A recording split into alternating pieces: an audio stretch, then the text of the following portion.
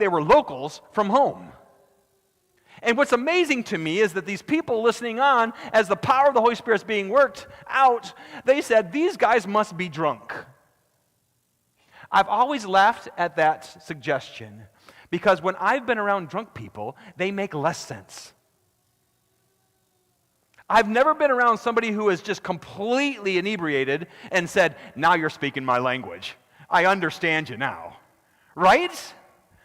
And yet, they're speaking, and I think that's why everybody's like, we don't know how to explain this because I know he's a fisherman, he's uneducated, and yet he's speaking to me in my local dialect. That's the power of God that works out. The result is harvest. Peter, he wasn't educated to do this, but he was able to go out there and speak and be heard and understood. They began witnessing, and with the power of the Holy Spirit, they started to harvest. One here, another one here, and soon it just kept going until by the end of this outpouring, 3,000 new disciples in one day. It was the beginning of the outpouring of spiritual gifts to Christ's followers to the fulfillment of the Great Commission. Pentecost for them, and should be to us, a reminder that God is giving us all we need to finish the work.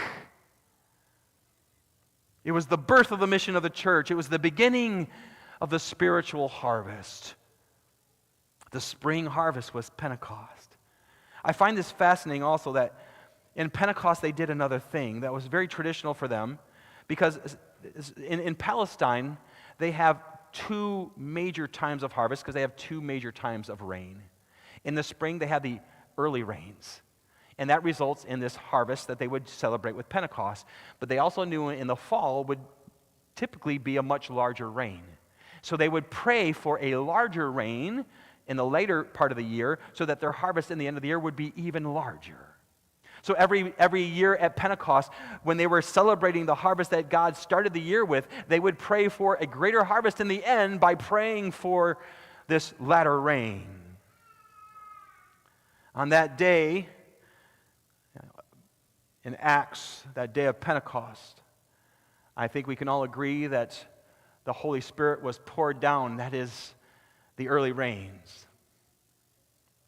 Joel, in prophecy in Joel chapter 2, verses 23 and 24 tells us that just as the early rain fell in moderation, the latter rain will be a downpour. Now, I think this is just so fascinating that if we think that what we saw in the day of Pentecost was amazing, God says, you haven't seen anything yet.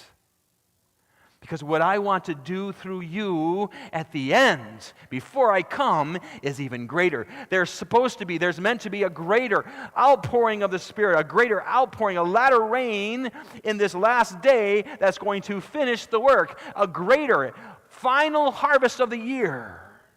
This prophecy should get us excited because we know we're living in the last days. We've studied, we have seminars, we understand the books of prophecy, we know we are living in the times of the end. Why aren't we more excited about the latter rain? Why aren't we more excited that the Holy Spirit is going to be poured out now like never before?